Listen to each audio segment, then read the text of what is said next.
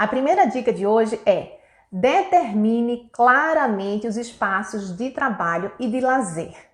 Por que que a gente precisa ter esse equilíbrio? A internet travou aqui, tudo bem. Aqui tá chovendo, mas a internet ainda tá funcionando. Vamos conversando, tá? Não tem problema. Se tiver algum problema na internet, não se preocupe que a live vai ficar gravada aqui no perfil do Instagram. Então, eu vou começar dando as dicas e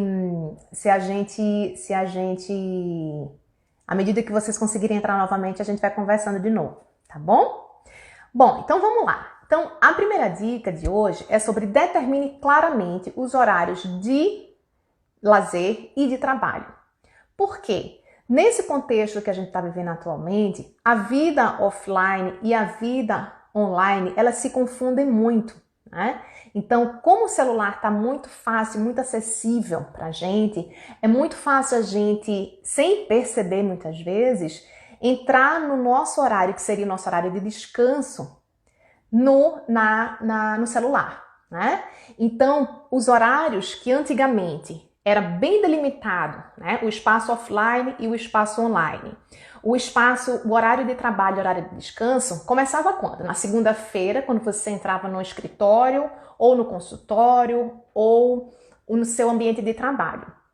Depois você batia lá o seu ponto, começou o seu trabalho, terminava na sexta-feira de 6 horas da tarde, você ia para casa e em tese você terminava o seu trabalho ali. Mas hoje, com esse contexto digital que a gente está vivendo atualmente, a nossa vida digital e a nossa vida offline, elas se misturam. E também o nosso momento de lazer muitas vezes se mescla e se mistura com o nosso horário de trabalho.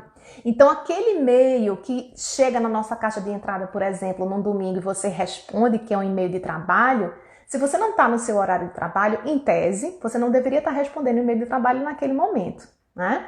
Então, tem um caso, por exemplo, no filme do Dilema das Redes Sociais, que o Tim Kendall, que é ex-Facebook, ele fez um aplicativo chamado Moment. Seja bem-vinda, Paty, seja bem-vinda, Tati, também.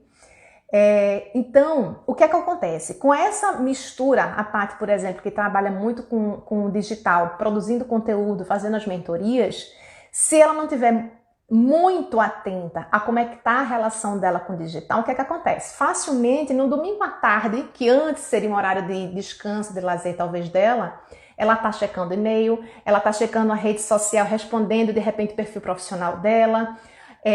E aí esses espaços de trabalho vão entrando no nosso espaço que antigamente seriam os nossos espaços sagrados de lazer, né? Então, essa facilidade que a gente tem de acessar no nosso bolso ou na nossa bolsa, pegar na mão o nosso celular e checar e-mail de trabalho, e checar as redes sociais para quem trabalha com redes sociais ou produzindo conteúdo como eu estou atualmente produzindo, como a Paty e outras pessoas, é ainda mais desafiador, porque entra no teu horário, né? Então, o que é que a gente pode fazer? Primeiro, a gente tem que ter consciência que isso acontece. E aí, você, como não tem mais a ferramenta de bater o ponto de 8 horas da manhã na segunda e sair das 6, esse exercício constante de atenção plena, como a Paty menciona, precisa ser feito. Então, essa tomada de consciência é o primeiro passo. Segundo é o seguinte: se antes era uma empresa, era a faculdade, era a escola, era o consultório que determinava o horário que iniciava e terminava o trabalho, e a gente não tem mais esse elemento externo determinando quando termina o horário do trabalho, nós é que temos que resgatar a responsabilidade e delimitar com clareza o nosso horário de trabalho e nosso horário de lazer. Isso parece elementar e óbvio, mas o que é que acontece na prática? Essa grande mistura, né? Então, se a gente não perceber, se a gente não estiver atento a isso, a gente vai fazer o que o Tim Kendall falou no filme Dilema das Redes Sociais. Ele foi o criador do botão do like do Facebook e que criou o modelo de negócio de monetização do Facebook.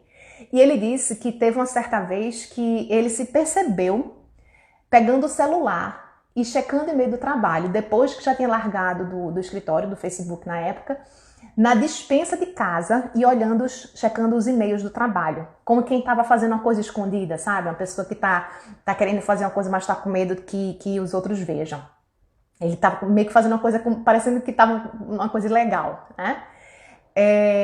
Então, o que acontece?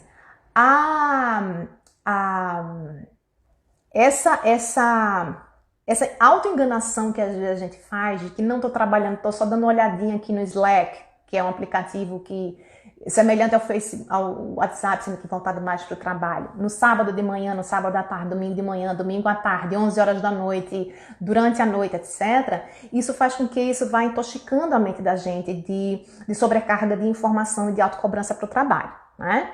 Então, como é que a gente pode se libertar dessa escravidão de estar o tempo todo trabalhando, sem parar, sábado, domingo, feriado, dia santo, final de semana, de manhã, de tarde, de noite? Qual seria um dos caminhos? Colocar na sua agenda os seus compromissos de lazer do mesmo jeito que você coloca seus compromissos de trabalho. Cleia, por exemplo, tem um horário que ela trabalha no consultório. Tem um horário de chegar, tem um horário de sair, tem um horário de almoço.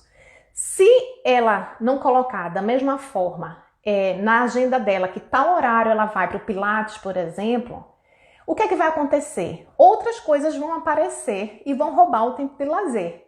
Seja cuidar da casa, seja ficar nas redes sociais, seja limpando a casa com a Maria Bethânia, organizando as demandas de trabalho do dia seguinte. Então a gente vai colocando vários compromissos de trabalho na nossa agenda com uma seriedade surreal, mas a gente às vezes não coloca com a mesma disciplina na nossa agenda o nosso horário de lazer. Então eu vou, por exemplo, dizer para vocês aqui uma situação prática que aconteceu comigo. Depois que eu me mudei aqui para Vitória, eu estava querendo voltar a fazer yoga, mas estava naquele processo de achar um horário para minha filha ir para a creche para que eu pudesse voltar para a atividade. Uma vez que ela começou, que ela entrou na creche, passou 2 meses, teve a pandemia. Sai da creche, volta para casa. Quando ela voltou para a escola, em setembro, eu resolvi voltar a fazer yoga. Comecei a fazer yoga e coloquei aquele horário sagrado. Quarta-feira, tal horário a tal horário, é a minha yoga. Ok, eu ia com disciplina toda semana. Só que, algumas semanas atrás, o governo de BC, de British Columbia, eles determinaram um lockdown para os estúdios de dança, de igrejas e alguns outros espaços que antes estavam abertos, né? E aí, o que aconteceu? Eu tirei da minha agenda aquele compromisso da quarta-feira da yoga. Adivinha o que aconteceu, gente? Eu achei outras coisas para colocar no lugar. Eu achei coisa da digital equilíbrio que eu queria fazer, que não estava achando tempo, vou colocar aqui na quarta-feira, vou adiantar tal atividade, vou adiantar tal post, vou editar tal vídeo.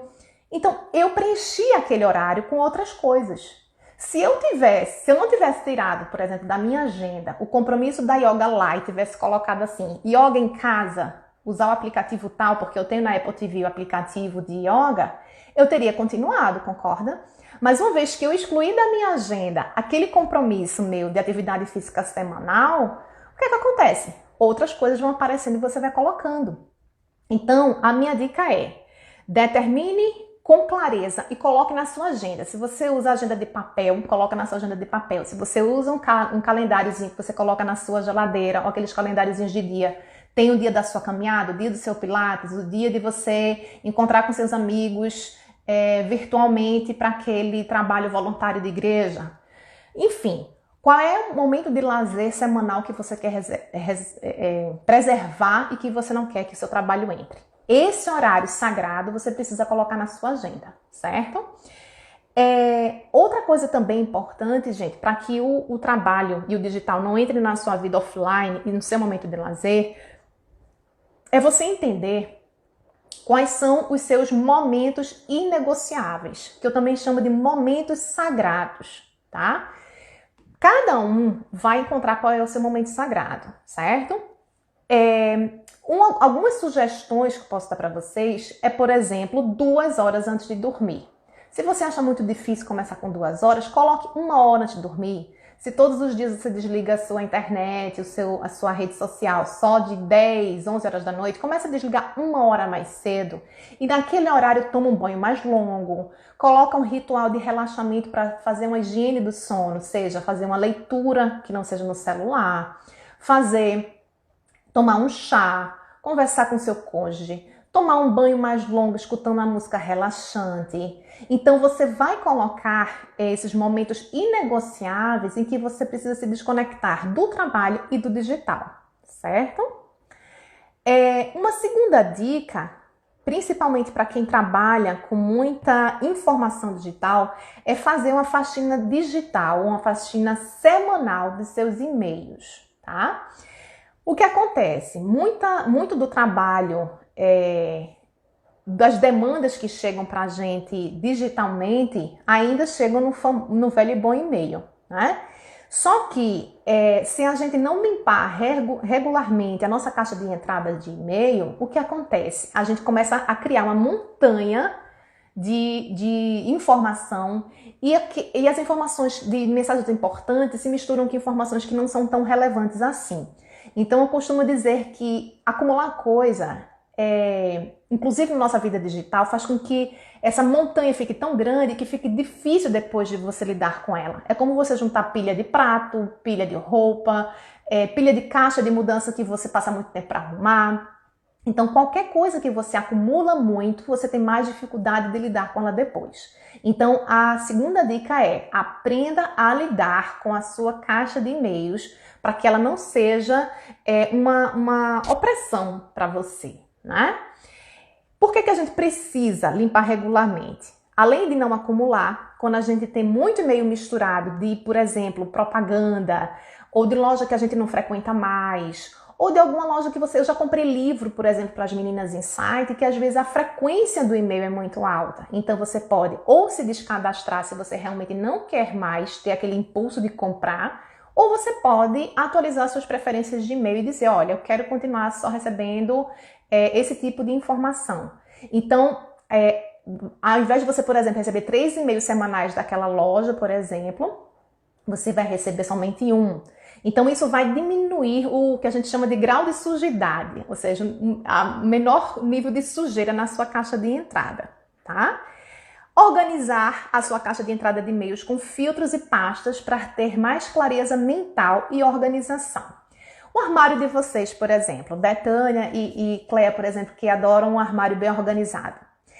Imagina se o seu armário tivesse uma bagunça e você de manhã tivesse que ir para o trabalho e você não conseguisse escolher se você quer tá chovendo, por exemplo, em Recife, e você quer uma roupa que te proteja mais da chuva, ou tá muito calor e você quer uma blusinha mais fresquinha. Então, se aquela roupa, aquelas calças e, enfim, os seus acessórios estão todos bagunçados, você vai passar muito mais tempo para se arrumar para sair de casa para o trabalho, por exemplo. Então, se você quer se concentrar no seu trabalho e a sua caixa de entrada de e-mails é um dos entraves para você trabalhar com produtividade, com concentração, etc., e ela está sempre bagunçada, você fica perdido, tá? Então, é importante você pegar os seus e-mails e aprender a usar os filtros e as pastas. É como se você chegasse também, uma outra metáfora, se você chegar na sua casa, correspondências, por exemplo, e chega propaganda de alguma coisa, de sapato, de roupa de ginástica, misturada com a conta que você tem que pagar até o dia 10, misturado com alguma notificação de um imposto. Então, naqueles e-mails, naquelas cartas, melhor dizendo, chega todo tipo de informação, mas algumas são importantes, outras são urgentes, então você tem que pagar X dias, senão a sua serviço de energia, por exemplo, vai ser cortado. Outras são irrelevantes e outras são simplesmente lixo, de propaganda que você nem pediu para chegar na sua casa. Então, essa sua capacidade de separar a sua caixa de mensagens de papel que chega na sua casa tem que ser também replicado nos seus e-mails, separando o que é lixo, deletando e fazendo unsubscribe, para que com o tempo, ao descadastrar, diminua a quantidade de lixo que chega para você. E os que chegam, você precisa aprender a organizá-los em pastas, usar filtros, que são ferramentas que existem em toda ferramenta de e-mail, tá? Então, organiza a sua casa, organiza a sua caixa de entrada também. Outra coisa importante para reorganizar a rotina especificamente de trabalho é começar sempre pelas atividades mais importantes do dia. Existem algumas profissões, como por exemplo a da Clea, que trabalha conforme os pacientes vão chegando que estão agendados. Ela não tem um grande grau de autonomia para determinar a rotina de trabalho. Mas Larissa, por exemplo, que acabou de entrar, que é professora e trabalha muito no digital, com várias ferramentas e múltiplas atividades para fazer. Se ela não começar pela atividade mais importante do dia, o que é que tende a acontecer? Se a gente sabe que a nossa mente naturalmente é procrastinadora, ou seja, que a gente tende a adiar aquilo que é mais trabalhoso, mais tedioso, mais cansativo, mais chata, então a gente vai empurrando aquela atividade menos prazerosa, digamos assim, ou mais difícil a gente fazer, para o final da tarde, para amanhã, para outro dia. E aí, ao invés de a gente gastar nossa energia mental do início do dia para resolver logo aquilo que é mais difícil, a gente faz o contrário. Às vezes a gente começa pelo aquilo que é mais fácil, que é mais prazeroso. O problema é que isso gera um ciclo de procrastinação e vai virando uma bola de neve, porque aquela atividade vai chegar um dia o deadline dela e você vai ter que fazer. E aí, o que vai acontecer se você não priorizar a atividade que realmente é mais importante ou mais urgente versus a atividade que é mais prazerosa para você no curto prazo? Você vai acabar tendo que virar à noite, você vai acabar tendo que trabalhar o sábado, domingo, feriado, certo? Lógico que existem outros contextos específicos que vão fazer você trabalhar no final de semana. Então, quando eu fazia o mestrado, por exemplo, eu trabalhava dia de sábado, era meu dia útil. Eu tive que sacrificar algumas questões pessoais, por exemplo, de almoço de família durante um tempo, porque teve uma fase que eu estava dando aula em 3 faculdades diferentes, fazendo mestrado. Mas foi uma escolha consciente que eu fiz, né? Então, eu percebia que o que é que acontecia na época do meu mestrado? Eu e uma outra amiga, por exemplo, a Rejane, que trabalhávamos, a Rejane trabalhava num cargo gerencial na Infraero na época, e eu trabalhava em 3 faculdades diferentes. E fazia um mestrado. Nem eu, nem ela tínhamos bolsa.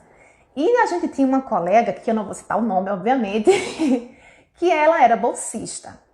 Gente, era impressionante como todos os dias que a gente tinha que entregar uma atividade, normalmente um artigo científico, de final da disciplina do mestrado, eu e Regina, a gente chegava lá e entregava no horário, abria a secretaria, colocava lá. Ela sempre chegava com aquela cara de cansada, com as olheiras enormes, dizendo que estava morta de cansada, que tinha virado mais uma noite para terminar o artigo científico, que como é que a gente conseguia fazer, que a gente nunca... como é que a gente estava, se a gente também tinha virado a noite, enfim, aquele papo de colega desabafando com a outra para entregar. Quando aconteceu uma vez, eu achei que fosse uma coisa pontual. Mas com o tempo a gente percebeu que as mesmas pessoas, ela e mais alguns colegas que eram bolsistas, sempre atrasavam a entrega. Ela era solteira, ela morava na casa dos pais, e eu e Regiane não, a gente tinha que fazer feira, tinha que cuidar da casa, tinha que trabalhar, tinha que dar conta de outras coisas, e a gente conseguia entregar no prazo. Nossos dias tinham 24 horas do mesmo jeito, de nós 3. Então o que é que acontecia na minha percepção pelas conversas que a gente tinha? Ela procrastinava, ela ficava deixando, amanhã eu faço isso. E ia lendo os artigos da disciplina que ela gostava mais, ou fazendo atividades que ela gostava mais. Então, gente, a gente precisa entender que o nosso cérebro, ele trabalha movido muitas vezes pelo prazer imediato. É por isso que as redes sociais são tão viciantes, dentre outras razões.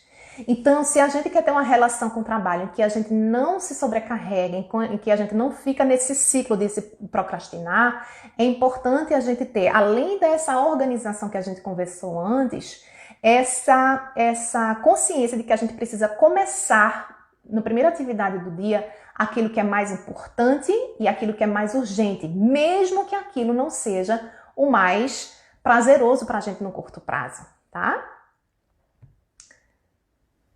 Terceira dica, diminua as distrações digitais.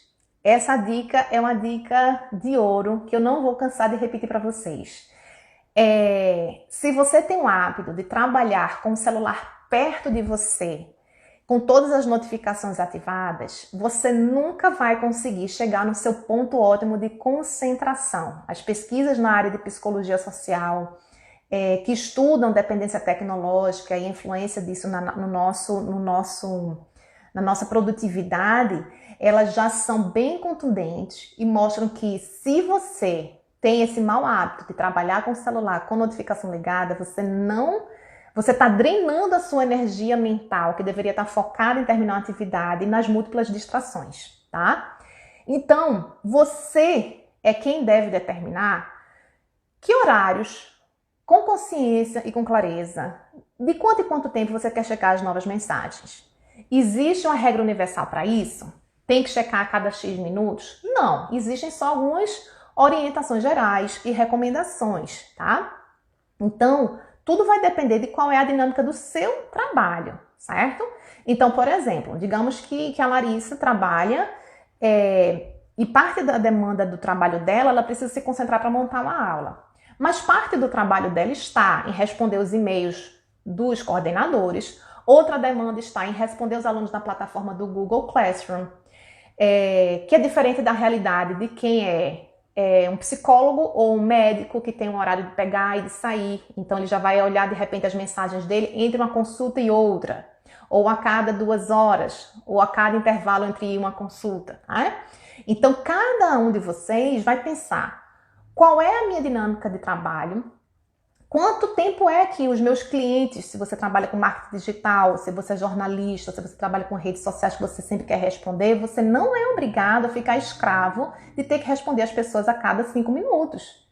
Eu hoje estou com esse perfil profissional, etc e tal, e sei que todo mundo fala que tem que responder no máximo com 1 hora as pessoas para aumentar o engajamento. Mas eu tenho que pesar. O que é mais importante para mim, Juliana, para o meu equilíbrio emocional, para o meu equilíbrio digital, para o meu bem-estar? É ficar respondendo a cada meia hora e me distrair de estar produzindo conteúdo, de estar lendo, de estar estudando, de estar com as minhas filhas, de estar dormindo, ou estar escrava do algoritmo que eu preciso, em tese, estar respondendo a cada 1 hora ou a cada 30 minutos, ou imediatamente que a pessoa me responder. Eu escolhi não ser escrava do algoritmo. Meu celular fica desligado de manhã até o final da manhã, porque eu prefiro focar no meu trabalho. Então, a gente precisa ter muita consciência que nós precisamos controlar o nosso tempo no digital. E isso é um processo de reconstrução de hábitos. Para algumas pessoas é mais fácil, para outras pessoas é mais difícil. Eu entendo isso, né? Mas é importante que cada um de nós busquemos esse caminho do meio, esse caminho do equilíbrio. Não se trata da gente abandonar a nossa vida digital, da gente dizer que não vai checar mais o celular, mas a gente checar nos horários e nos intervalos que a gente acha que são razoáveis para a nossa dinâmica de vida, para a nossa dinâmica de trabalho. Eu, quando era coordenadora, por exemplo, do curso de hotelaria, às vezes os meus alunos mandavam mensagem para mim no Facebook, no Messenger. Só que eu percebia que isso deixava meus colegas do outro curso ficavam escravizados com essa história de responder o Facebook, porque os alunos supunham que o professor ia estar no Facebook, ia ver a notificação dele, ia sair do Facebook pessoal e entrar no Facebook da coordenação e ia ficar respondendo mensagem no Messenger. E que ia ser mais rápido na cabeça do aluno do que ele mandar um e-mail. Como eu percebi que isso não estava funcionando, que os alunos estavam viciados em ter uma resposta rápida num meio de comunicação que não era um meio de comunicação oficial da universidade, eu disse: olha, gente, é o seguinte, assim que eu assumi a coordenação nas 2 gestões, é o seguinte, eu não vou ficar checando e-mail de mensagem no Messenger de vocês. A gente tem um canal oficial de comunicação da coordenação, que é o e-mail X. Eu respondo e-mail todos os dias, então eu garanto a vocês que em até 48 horas eu respondo os e-mails de vocês. Ficou claro? Ficou acordado? Sim. Se vocês tiverem algum assunto urgente ou algum assunto mais particular que demande a gente conversar, uma opinião sobre a questão de carreira, uma opinião em relação a uma questão particular, né? Então, a gente recebia casos de alunos com depressão, que queriam contar com a assistência da universidade no serviço que a gente tinha de suporte, ou de orientação profissional, ou porque estava querendo desistir do curso, ou trancar e fazer um intercâmbio. Então, tinha esse processo de vários tipos de comunicação.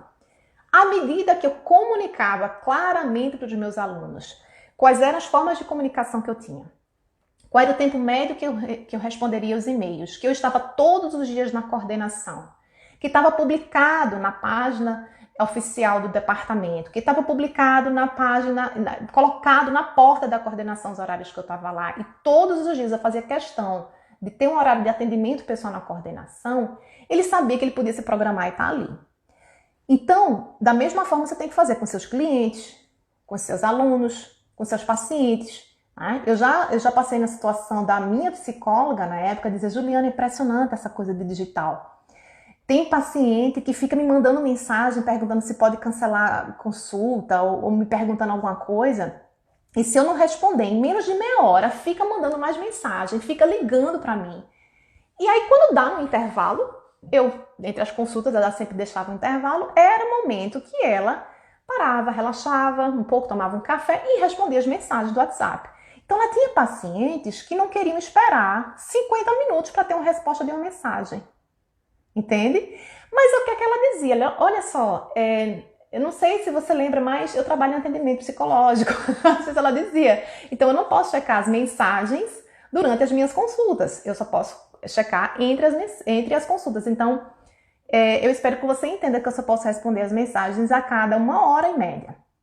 Então, a gente não precisa se sentir escravo de paciente, nem de cliente, nem de aluno. A gente precisa chegar numa situação intermediária do que funciona bem para a nossa dinâmica de trabalho, para a nossa saúde mental e para o nosso espaço de trabalho. Né? No WhatsApp, por exemplo, se você trabalha com atendimento ao cliente, você pode colocar em atendimento de 9 às 18, por exemplo, de segunda a sexta. E pode programar uma mensagem automática para responder no final de semana, se alguém manda uma mensagem para você, você responder de volta: estamos fora do horário, assim, assim, assim. A partir de segunda-feira, tal horário, responderemos. Obrigado por enviar a mensagem. Então, nós temos que usar as mensagens automáticas e outras ferramentas que a gente tem na tecnologia a nosso favor e não contra nós, certo? Outra dica que a gente pode ter com relação a isso, gente, que é uma tendência na área de bem-estar digital, crie dificuldades para você não cair na tentação. Como assim? Quanto mais passos você precisa para dar para fazer alguma coisa, mais fácil de você resistir. Quem aqui de vocês, durante a pandemia, não acabou engordando um pouquinho mais do que desejava porque estava mais perto da cozinha de casa? Para aí para pensar. Se você não quiser assumir aqui publicamente pra gente, tudo bem. Mas o que é que acontece? A facilidade de acessar, concordam? Então, se eu trabalho em home office e a minha cozinha tá pertinho de mim, é muito fácil eu descer, abrir um armário e pegar alguma coisa, concorda? Aí pega um chocolate, aí daqui a pouco sua mãe tá querendo procrastinar, você vai tomar um café, né, Lara? Aí daqui a pouco você toma outra coisa. E aí você vai percebendo que o fato de estar trabalhando em casa versus você estar trabalhando na escola ou você está num ambiente de trabalho que normalmente você estava, você só podia comer aquilo que estava na sua, né, no seu kit, no seu lanche. Mas em casa é mais fácil. Então o que é que acontece? Até hoje eu brinco com meu marido, a gente mora aqui e tem um posto de gasolina de frente aqui ao condomínio. Só que aí agora tá inverno e tá chovendo. E ele disse: Ju, para de comprar chocolate para mim na feira. Não compra mais, eu não vou comprar mais. E aí, o que é que acontece? Ele mesmo percebeu que criar a dificuldade de troca de roupa, tá no quentinho, aí você vai, coloca um casaco, coloca uma capa de chuva, aí coloca uma meia, coloca uma bota, coloca não sei o que para você comprar, você desistiu antes de ir. Então, aquela compra de impulso daquele chocolate que você está querendo, por exemplo, como você tem vários passos que você tem que dar para comprá-lo, você acaba tendo mais tempo de sair do seu cérebro límbico e ir para um mais racional e dizer, opa, eu acho que na verdade isso é fome emocional. Eu não tô com fome, eu tô com vontade só de comer um docinho, né? Então, isso acontece também no digital.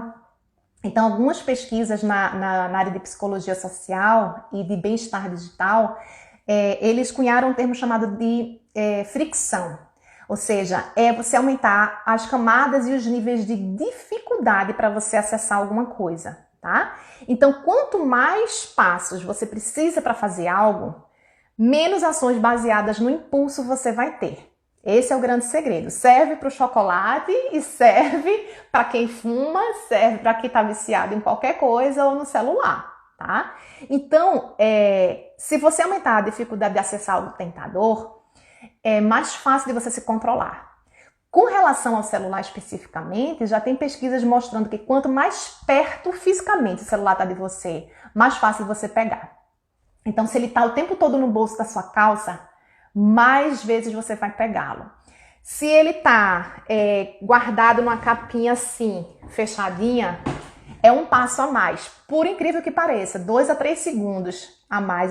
Alguns estudos em psicologia mostram que são suficientes para você pensar se você realmente quer ver. Então, você tem uma capinha, por exemplo, que está fechada, que você não vê as notificações, você tem que abrir, é um passo a mais.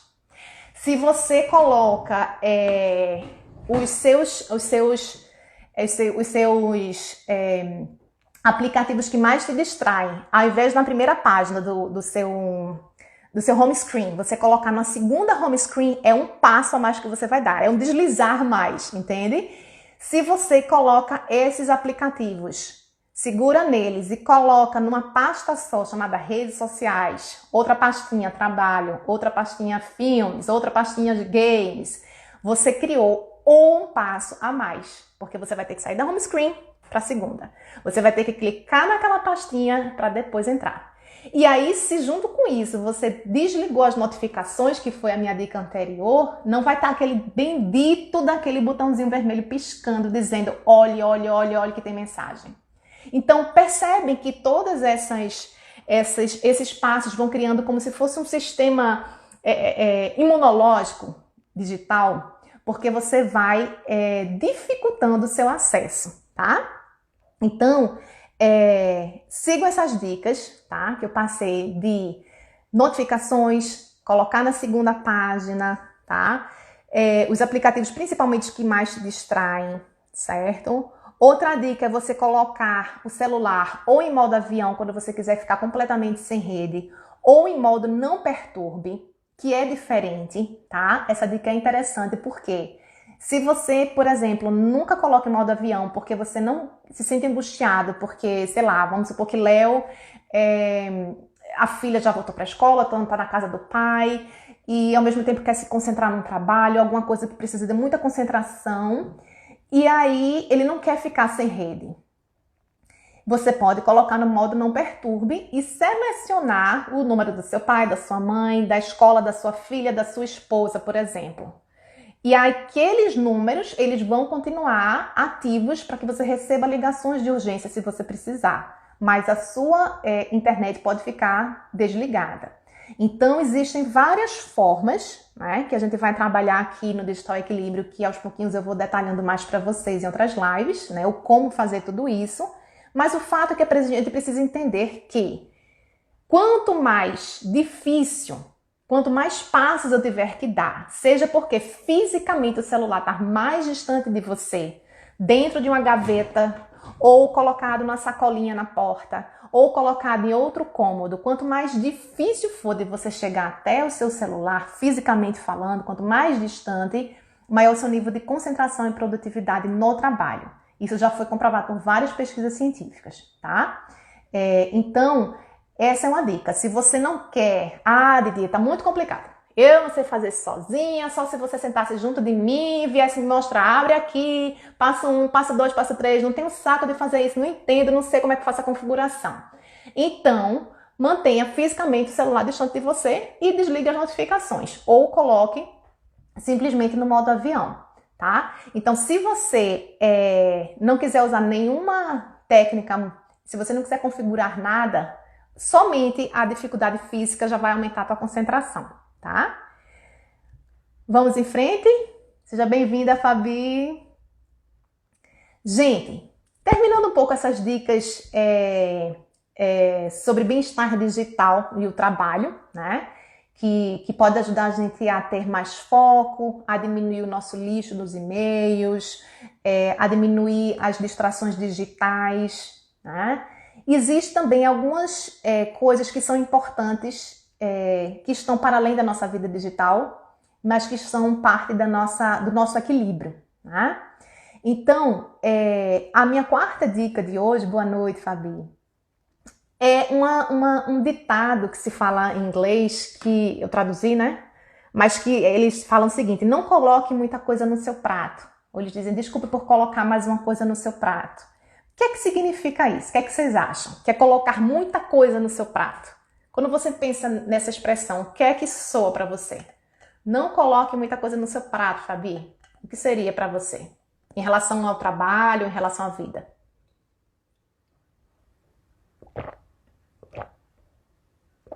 O que é que vocês acham?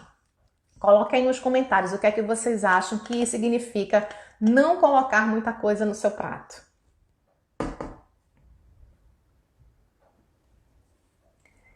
Significa colocar o quê? Muitas opções, tá? O que mais?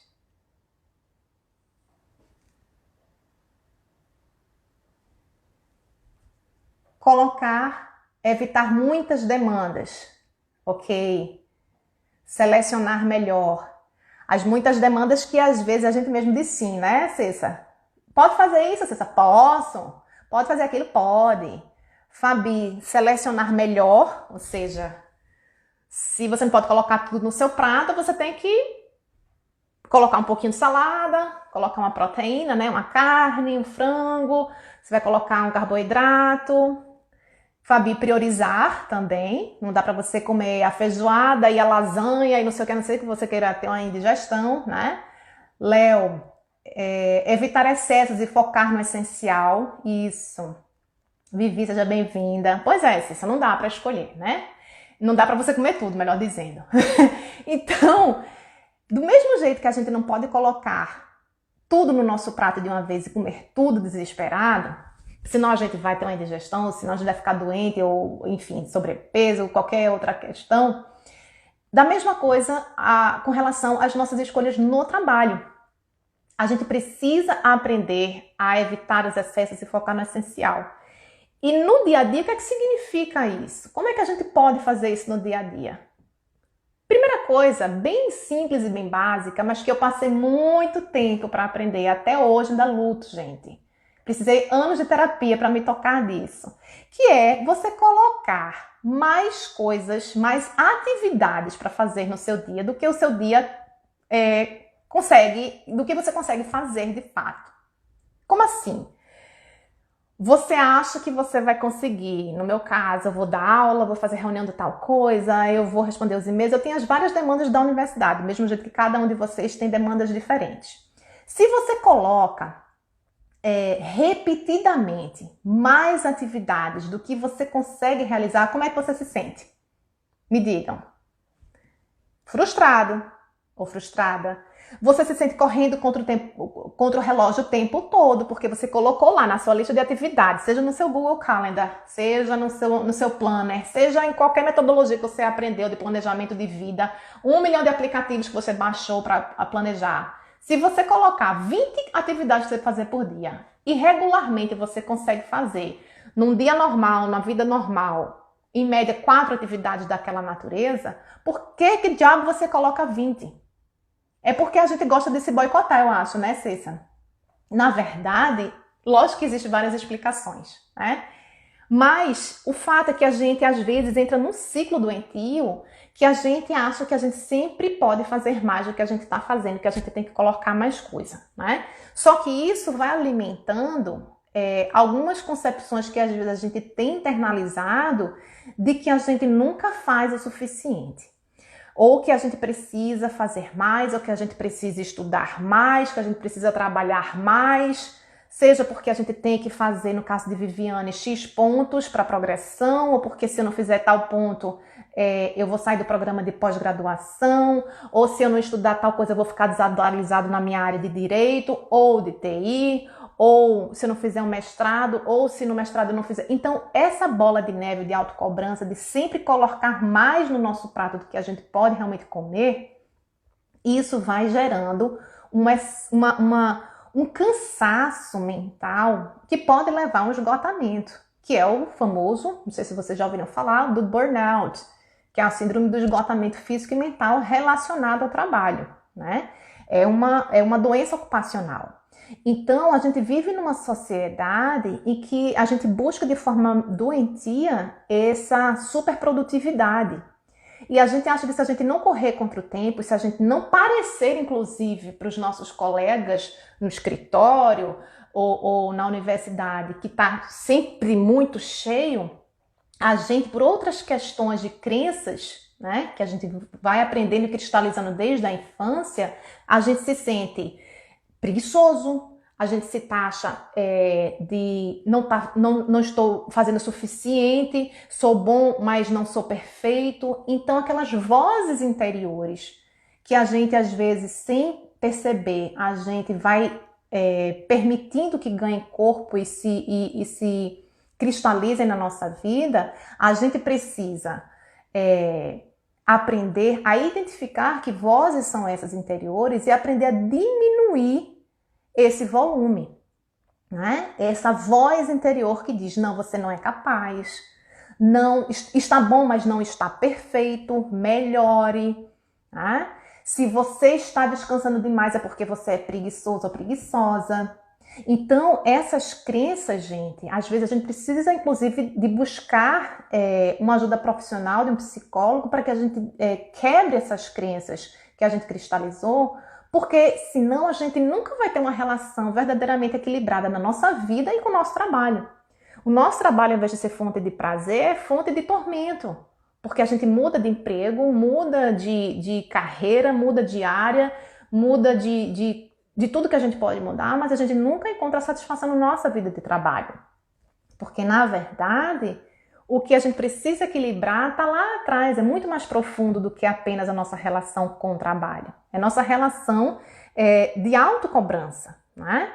Então, uma vez eu estava conversando com uma médica psiquiatra, uma vez que inclusive eu própria estava com suspeita de burnout, eu voltei para minha psicóloga e eu disse, Cristina, desculpa perguntar explicitamente isso a você, mas você acha que eu devia ir para um psiquiatra para a gente poder fazer um tirar-teima e ter certeza se eu preciso de algum outro acompanhamento adicional? E aí ela disse, olha, Juliana, você tem duas opções. A gente faz pelo menos umas 4 consultas para a gente poder perceber se você realmente está num ponto de exaustão e tal. Ou você pode ir logo e você tem uma segunda opinião profissional, fique à vontade. E aí eu fui.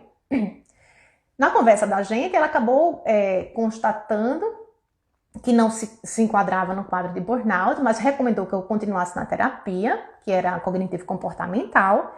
E ela mesma disse, olha, Juliana, eu passei anos para perceber que eu não precisava de 3 empregos.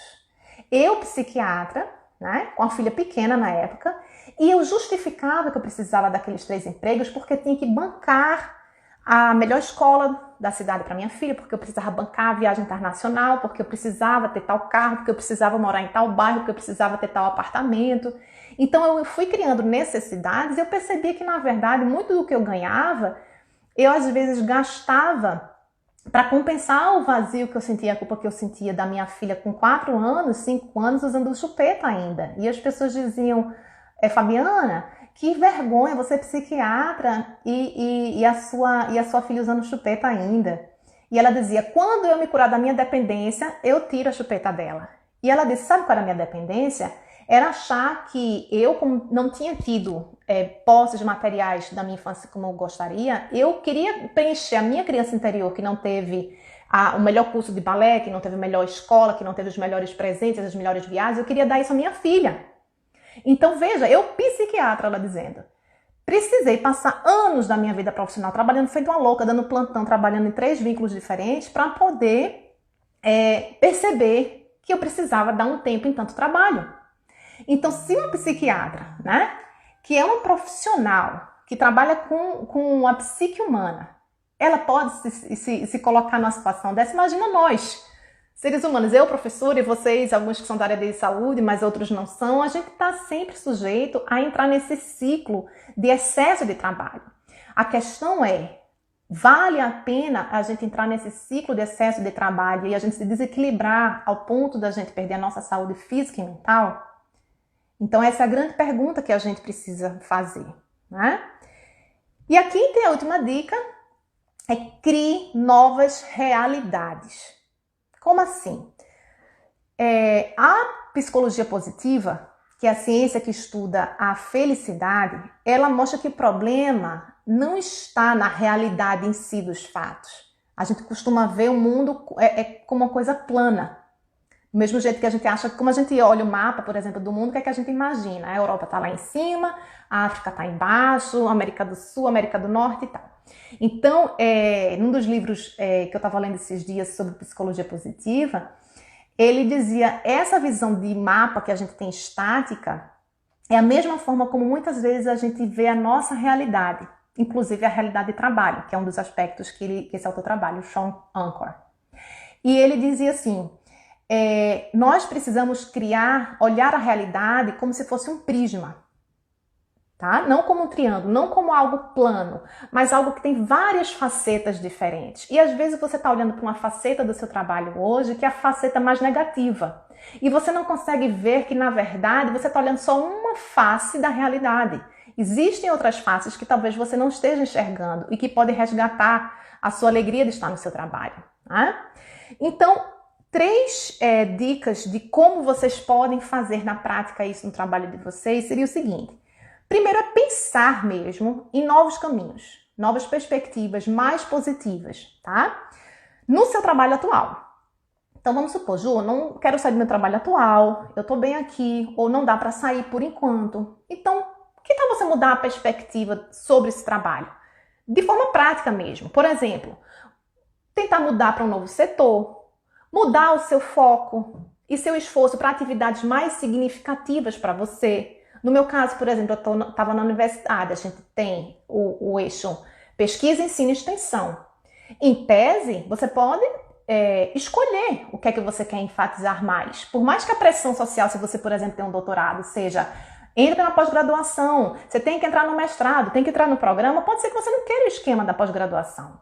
E tá tudo bem. Você não é obrigado a entrar naquele sistema de cobrança, de produção, de X pontos, que se não fizer X pontos não entra, se fizer menos X pontos de artigo científico vai ser expulso do programa, etc. Você pode focar os seus esforços para o ensino e para a extensão, por exemplo, se aquilo é mais significativo para você. Né? Então, dentro da sua realidade que você tem hoje, talvez você não precise sair do seu trabalho. Você apenas precise mudar o foco dos seus esforços para alguma atividade ou algum setor, né? Se no seu caso for um setor, por exemplo, você está numa empresa multinacional e de repente você não gosta do setor X, ou você não tem um relacionamento saudável com o seu chefe em particular. De repente o problema seu não é porque você fez administração, de repente o problema é seu chefe. Ou talvez o problema seja maior, mais complexo. Talvez seja o problema da organização, que tem uma cultura muito competitiva. Você pode continuar trabalhando como administradora de empresas em outro tipo de empresa, por exemplo. Né?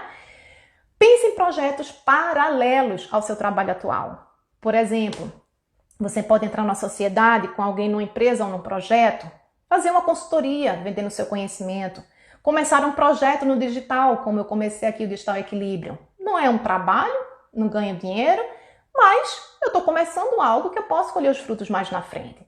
Mas me dá prazer, mas eu gosto de me sentir produtiva, eu gosto de me sentir estudando, eu gosto de me sentir dando aula aqui na live para mim, como se fosse uma aula para mim. Né?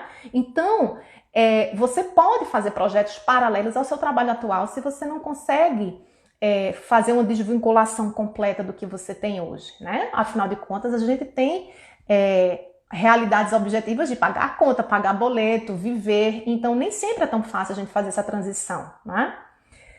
Pense em opções também de trabalho voluntário, né? Ajuda muitas pessoas, exatamente, Fabi. A gente pode fazer trabalho voluntário ligado ao seu trabalho diretamente ou não.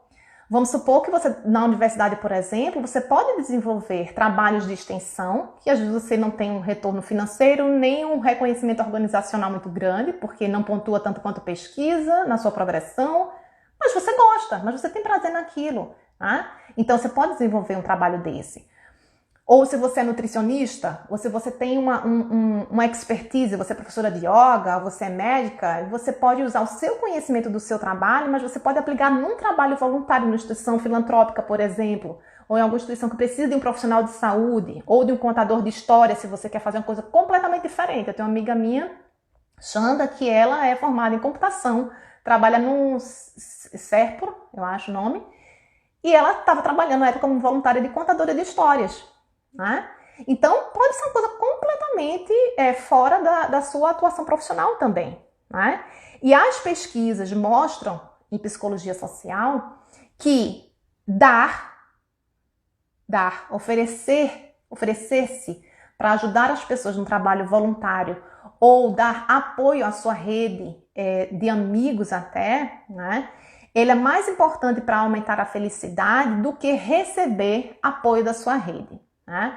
Então, não é uma questão simplesmente de altruísmo. Hoje as pesquisas mostram que ser altruísta é bom para quem recebe, mas é bom para quem dá. Né? Então, pensem nisso. Tá? Outra coisa que vocês podem fazer se vocês estão insatisfeitos hoje, infelizes ou desequilibrados com o trabalho, é pensar em outras opções de trabalho a médio prazo. Vamos supor que você hoje não consegue sair do contexto que você está de trabalho. Mas você sente que aquela escolha profissional que você fez há 15 anos atrás, há 10 anos atrás, há 5 anos atrás, na época que você fez uma faculdade, etc., que você vai morrer trabalhando nisso, né? Então, o que é que você pode fazer? Você pode pensar, por exemplo, Fabi, eu tô bem, mas eu tô vendo que eu não quero fazer isso durante mais 30 anos da minha vida. Então, você vai pensar nessas opções de médio prazo e como objetivamente você vai se preparar para essas opções. Por exemplo, você pode pensar, no caso da Cleia, por exemplo, que está perto de se aposentar, né, daqui a alguns anos. Então, ela já pode pensar que tipo de coisa ela quer começar a estudar hoje num curso online que ela pode começar a fazer ou por lazer ou por trabalho voluntário, seja lá o que for, de repente algum talento que ela tem há muito tempo atrás que deixou guardado num projeto na gaveta. Então, hoje os cursos online, a gente tem curso online hoje, gente, sobre tudo no mundo que você quiser. Então, você pode começar a se preparar para uma transição de carreira se você começar a estudar um pouco sobre o que você quer fazer, né? Ou abrir a sua cabeça para possibilidades. Antes de eu começar a escrever no Digital Equilíbrio, eu fiz um curso sobre criatividade do Murilo Gun. Depois comecei a conversar com algumas pessoas no Instagram e comecei a ler coisas assim aleatórias, digamos assim. Depois de um ano lendo, foi que eu comecei a juntar as peças e comecei a escrever esse perfil. E hoje eu apenas escrevo. Tenho uma rotina de escrever, tenho uma rotina de estudar, etc. Mas não tenho nada formal, profissionalmente falando, né? Ainda estou no processo de construção, então a gente não precisa pensar nessa transição de carreira com um benefício que eu vou ganhar imediatamente em 2 meses, entende? Então, quando a gente se prepara bem para essas possibilidades, planejando e estudando para aquilo que a gente quer realmente fazer e estando aberto a se descobrir outras opções, isso traz um gás novo para a gente, né? Então é isso.